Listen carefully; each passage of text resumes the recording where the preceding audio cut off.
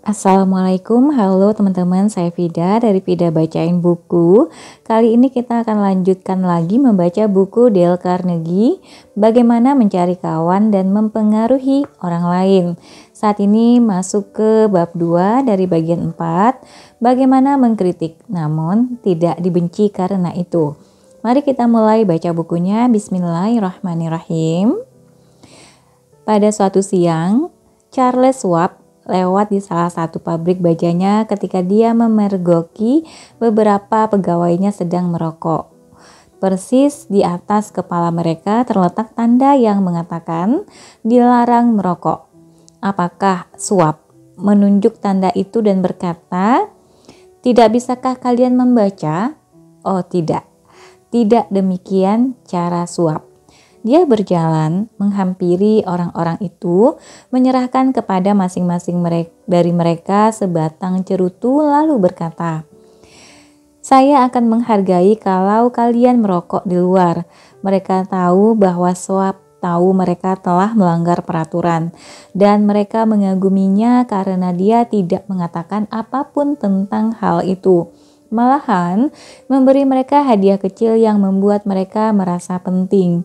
Kita tidak bisa mencegah untuk menyukai seorang lelaki seperti itu. Bisakah Anda? John Wanamaker menggunakan teknik yang sama. Wanamaker biasanya mengadakan tur di tokonya yang besar di Philadelphia. Pernah dia melihat seorang pelanggan yang sedang menunggu di sebuah kaunter. Tak seorang pun menaruh sedikit perhatian kepada para penjual. Tak seorang pun menaruh sedikit perhatian kepadanya.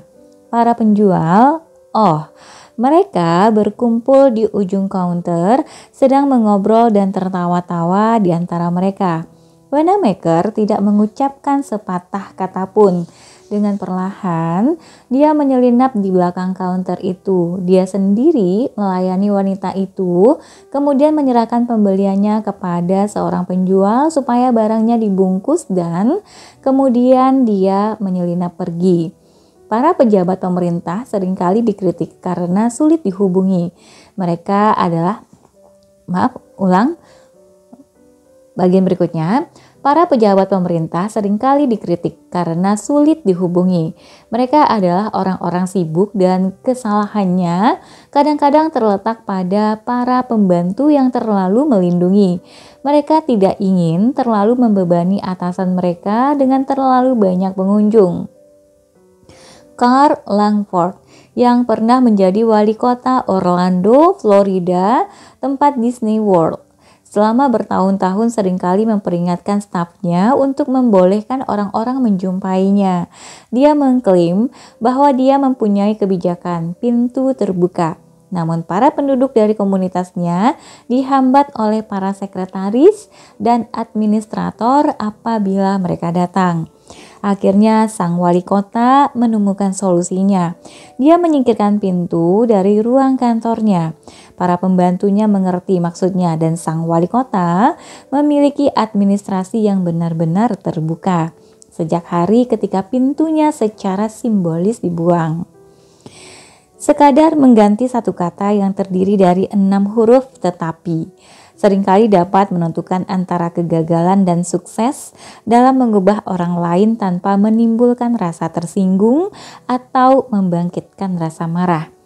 Banyak orang yang memulai kritik mereka dengan pujian yang sopan, kemudian diikuti oleh kata tetapi, kemudian mengakhirinya dengan satu pernyataan kritik. Misalnya, dalam usaha mengubah sikap seorang anak yang ceroboh terhadap pelajarannya, kita mungkin mengucapkan, "Kami sungguh-sungguh bangga padamu, Johnny, karena nilaimu meningkat semester ini. Tetapi kalau kau bekerja lebih keras lagi pada pelajaran aljabarmu, hasilnya bisa lebih bagus lagi." Dalam hal ini, Johnny mungkin merasa bersemangat sampai dia mendengar kata tetapi. Mungkin dia kemudian mempertanyakan tentang kejujuran pujian semula. Baginya pujian itu tampak harga Baginya, pujian itu tampak hanya sebagai pendahulu untuk kritik atas kegagalan. Kredibilitas akan tertahan dan kita mungkin tidak akan mencapai tujuan kita dalam mengubah sikap Johnny terhadap pelajarannya. Hal ini dapat dengan mudah diatasi, yaitu dengan mengganti kata tetapi dengan dan. Kami benar-benar bangga padamu Johnny karena nilaimu meningkat semester ini, dan dengan meneruskan usaha keras yang sama untuk semester berikutnya nilai aljabarmu dapat naik bersama pelajaran lainnya. Kini Johnny akan menerima pujian itu karena tidak ada kelanjutannya yang menyatakan kegagalannya. Kita secara tidak langsung telah menggugah perhatiannya terhadap tingkah laku yang kita harapkan agar diubah. Dan kemungkinan besar dia akan berusaha memenuhi harapan kita. Memberi perhatian secara tidak langsung pada kesalahan seseorang bekerja luar biasa untuk orang-orang yang sensitif yang bisa marah sekali terhadap kritik langsung apapun. Marge Jacob dari Woonsocket, Rhode Island menceritakan kepada salah satu dari kelas kami bagaimana dia meyakinkan beberapa pekerja konstruksi yang malas untuk membersihkan sisa pekerjaannya tatkala mereka mengerjakan bangunan tambahan untuk rumahnya. Selama beberapa hari pertama dari pekerjaan itu, saat Nyonya Jacob kembali dari kantornya, dia mendapatkan halaman rumahnya berantakan dengan sisa-sisa potongan kayu. Dia tidak ingin menentang para pekerja bangunan itu karena mereka memberikan hasil kerja yang baik sekali. Maka ketika para pekerja itu pulang, dia dan anak-anaknya memunguti sampah itu dan dengan rapi menumpuk sisa kayu itu di pojok. Esok paginya dia memanggil seorang mandor ke samping dan berkata, Saya sungguh senang dengan cara bagaimana halaman depan ditinggalkan seusai kerja tadi malam. Kelihatan rapi dan bersih, tidak mengganggu para tetangga. Sejak hari itu dan selanjutnya, para pekerja mengumpulkan dan menumpuk sisa-sisa potongan kayu ke satu sudut, dan si mandor datang setiap hari memeriksa kondisi halaman itu saat ditinggalkan setelah usai kerja untuk hari itu. Salah satu hal penting dari kontroversi antara para anggota tentara cadangan dan pelatih tentara tetap adalah potongan rambut. Para cadangan menganggap diri mereka orang sipil yang hampir sepanjang waktu memang demikian dan kesal kalau harus memotong pendek rambut mereka. Sersan Kepala Harley Kaiser dari sekolah USAR ke-542 menghadapi masalah ini tatkala dia bekerja dengan sekelompok bintara cadangan. Sebagai sersan kepala tentara tetap kawakan, dia diduga akan berteriak pada pasukannya dan mengancam mereka. Namun tidak sebagai gantinya, dia memilih untuk menyampaikan maksudnya secara tidak langsung. Saudara-saudara, dia memulai. Kalian adalah para pemimpin. Kalian akan jauh lebih efektif apabila menjadi contoh. Kalian harus menjadi contoh bagi anak buah kalian. Kalian tahu apa yang disebut dalam peraturan ketentaraan mengenai potongan rambut? Saya akan memotong rambut saya hari ini meskipun rambut saya masih terlalu pendek dibanding sebagian dari kalian. Kalian lihat di kaca, dan kalau kalian merasa perlu memotong rambut untuk menjadi contoh yang baik, kami akan mengatur waktunya untuk Anda mengunjungi tukang cukur. Hasilnya sudah dapat diduga. Beberapa calon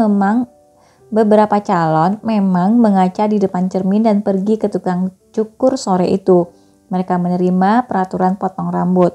Sersan Kaiser memberi komentar esok paginya bahwa dia sudah bisa melihat pengembangan dari kualitas kepemimpinan pada sebagian anggota pasukan. Pada tanggal 8 Maret 1887, Henry Ward Beecher yang pandai berbicara itu meninggal.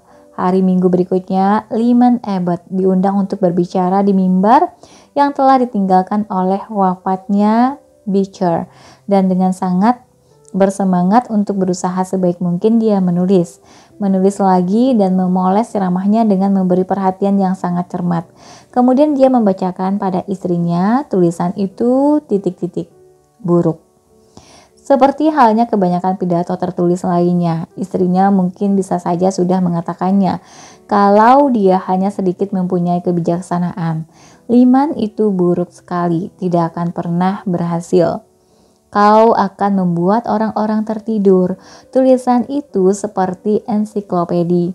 Kau seharusnya tahu dengan lebih baik kalau kau seharusnya tahu dengan lebih baik setelah kau selama ini berceramah. Mengapa kau tidak berbicara seperti seorang manusia? Mengapa kau tidak bersikap wajar? Kau akan merendahkan dirimu sendiri kalau kau membacakan tulisan seperti itu.